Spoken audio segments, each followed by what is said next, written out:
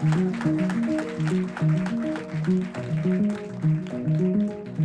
let's start with Will. You guys were at Will Saturday Night Ferrell, for those who don't. You're at Saturday Night Live together. You worked with a lot of great talent at Saturday Night Live. What made that such a bond? Phew. I mean, humor is a kind of a language. It's kind of a love language for people. All your friends probably, you all have to speak the same humor. I think we just walked into the building very early. We were both brand new at SNL, 1995, or 2000, 1995. Is that right? 2005. 2005. We walked into the same time, and so you're kind of looking for allies and friends. And Will and I went to downstairs to a cafe with Sherry O'Terry, who is also very funny, but different than Will and I. And it was immediately apparent that we sort of shared the same sense of humor. And that was the beginning. And, it's, I think you can tell when you meet someone who has your sense of humor. Will and I, we have a very mischievous, fuck with the world kind of sense of humor. And I think, we bonded over that. Well, like when you look back at the things that you did together, like are there some high points in that, or like skits that you love, or films or TV commercials? No, I mean, we just have been working together for so long that it's impossible. I mean, probably all my high points with Will are outside of actual projects, or being on set or something. And, years ago, getting drunk together, we used to, at SNL, there was a lot of drinking, um, believe it or not. And, yeah, we would end up downtown fairly late. And those were always interesting evenings. Um, Career-wise, there's just so many fun moments and so many great highlights. I shot a movie with Will that I wrote called Eurovision, and here we go. There's a European in the crowd today, um, and Big Iceland contingent. yes, yes, yes. That, but we were in London together, incessantly for 2.5 months, and yeah, that was probably in terms of fun, highlight. Now, Will and I had already seen 3 or 4 Eurovisions live, which in and of themselves are crazy events. So, yeah, I can't pinpoint an exact moment, but definitely the London experience being with Will that time. I mean, quite honestly, a road trip with your best friend, 16 days, a very rare thing to even have for any of us with a close friend, and I got to do that, so that also it was a highlight. So let me ask you about your love of road trips, which is the backdrop to this film. You say that and we hear in the film that you love dive bars and these uh, very Americana places like racetracks, and you grew up in the Midwest. I mean, can you explore what it is that you love about the highways of America? I grew up in Iowa. It's the middle of nowhere. I love it. However, it's the kind of place where if you have any kind of natural curiosity, you're going to leave it, and then so you're going to leave in different directions all the time. And so early in my 20s, I was a hitchhiker. I hitchhiked literally everywhere. I hitchhiked from Alaska all the way down to LA. I've hitchhiked from LA, New York, San Francisco, all of it. And so I was always sort of seeing the countryside. So it's a kind of it's a part of who I am. Just I have the country in my head at all times. And as soon as I was rich enough to afford a car, I did the same thing, and I drove back and forth across.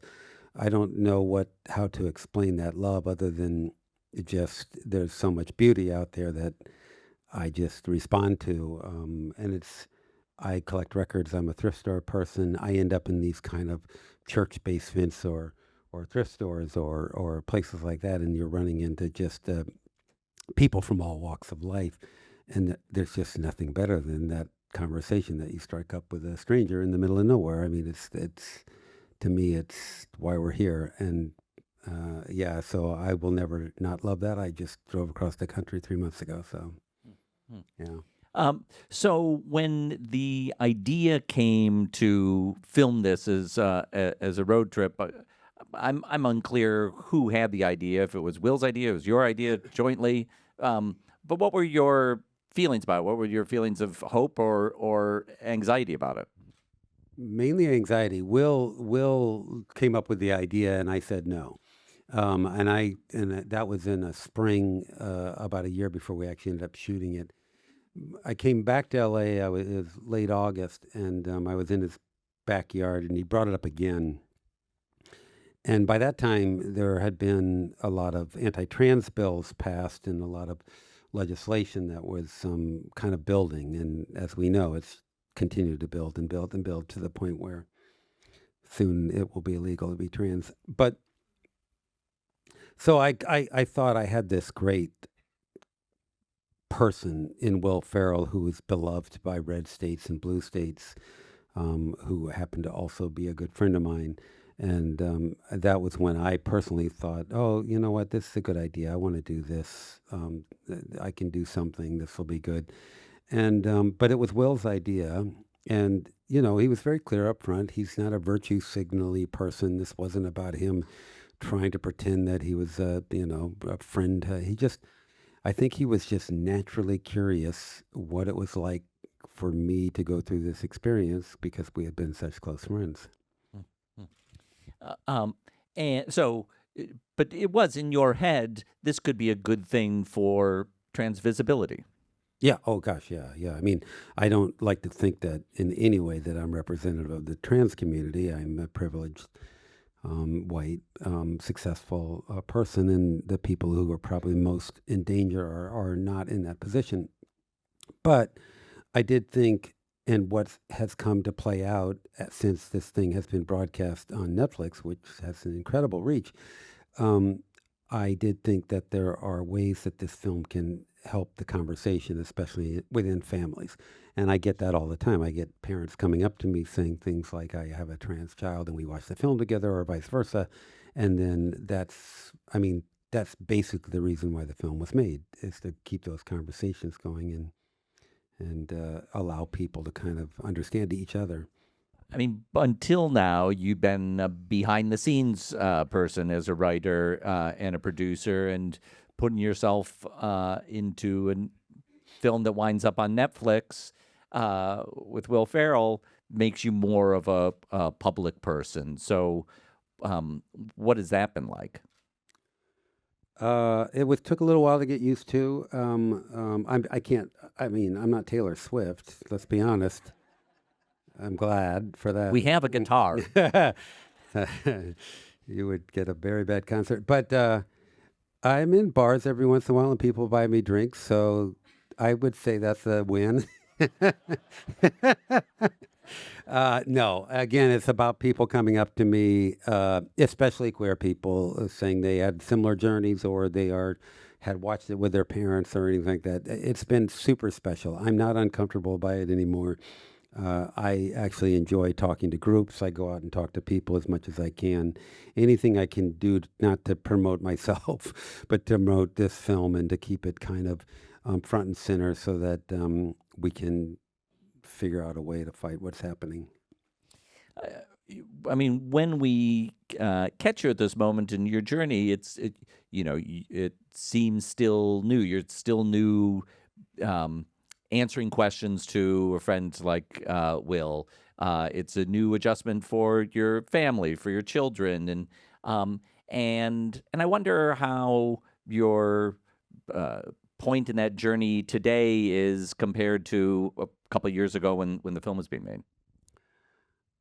Yeah, it's a comfort level, that's all. I mean, it's like in the early days, it was uncomfortable. I mean, I'm not I wasn't a public person, and I never was. In fact, I avoided it so intensely that it was a very weird jump for me to take. But I will say this. Transitioning is a sloppy and very vulnerable thing to go through for anyone. And not necessarily, I'm just talking about trans people, any kind of transition where you're making a leap of faith. It's a vulnerable thing. So once you embrace that vulnerability, suddenly other things that might have scared you before become less scary. And I do think that that's the superpower of being trans is embracing a kind of vulnerability and then becoming comfortable within that vulnerability. And I personally am in love with it at this point. It's not that I want to be a celebrity or a performer or anything. I just think the idea of being messy and sloppy and vulnerable. Kristen Wiig once, before the doc, when I was transitioning, I said, "This is really hard and uncomfortable and messy," and she goes, "Isn't that fun?" And I said, "What is wrong with you?" Uh, Now I get it, though. I mean, it is. It is. You have to embrace that sloppiness and that mess, and that's who we are. We're humans. So, in the last 5 months, being trans in this country has gotten even harder, as you alluded to. For um, for all of us who like experience lots of change and craziness in the last 5 months, it um, it can be hard to focus on what the experience is for any specific individual. But I wonder what the experience has been like for you in the last 5 months. Well, personally, I'm riding up a storm and having a great time. No, it's been a shit show. Um, you know, I he literally was just on stage with that robot friend of his who's no longer his friend, and they were talking about the money they saved by blocking some program where people were trying to make trans mice and the transgendering of America. I forget how he put it. I'm sure not even as intelligent as that. Um, it's a constant drumbeat coming out of this administration, which started really not with this idiot, but with Christian nationalists a long time ago.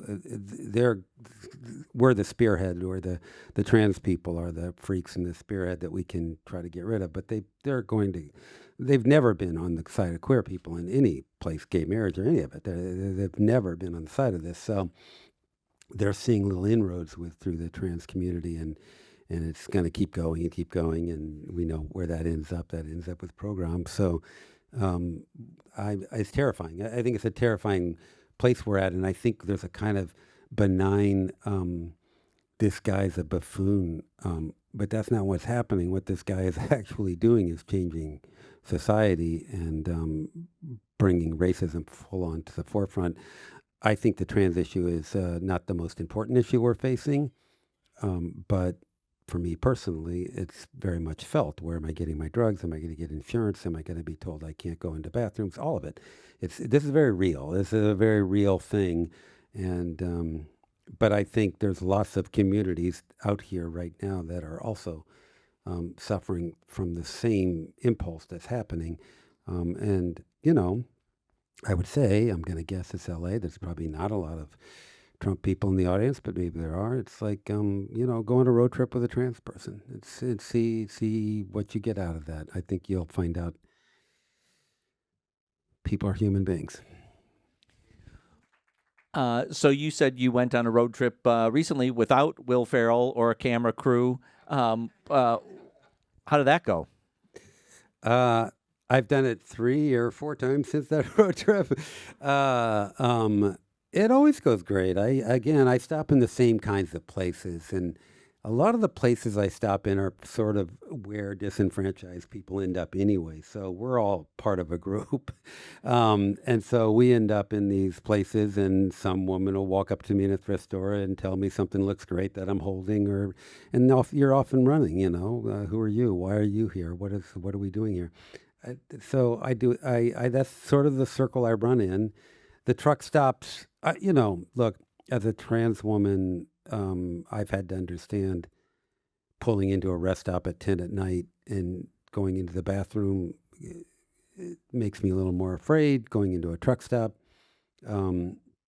walking into a bathroom, a women's bathroom I see a family going in there with their children.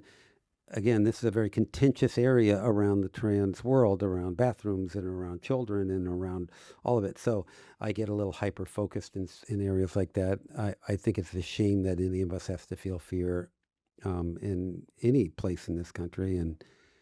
But I feel it. I don't feel it anything like I think someone who is not as advantaged. I can get in my car and I can lock the door. I can go find a hotel room. I can afford all these escape pods that so many people can't afford, and so many people have to feel fear kind of on a daily basis. So, in that sense, my privilege protects me in a lot of these places. So, as I wrap this up, I want to ask how you're keeping your sense of humor these days. I mean, well, I was about to say we have a funny government running but it's not funny at all at this point. It's just not. I don't even really joke about that. No, there's no way that the whole world has been through a comic lens my whole life. There's no way that it's not funny to me. I'm working in Atlanta right now. He's working in Atlanta on something different. If we get together, it's like we're never apart. And so, it's like that all my comedy friends are like that. And I don't know. I don't think I'll ever see the world not funny, even as they're marching me into this is not a funny thing I'm about to say, even as they're marching me into, well, you know where they march people into. I probably will be making jokes. So, yeah, I don't think I would ever lose that. Well, thank you for spending time with us. Thank you for the gift Thank of you this for film. showing up and Whatever you do. Thank you.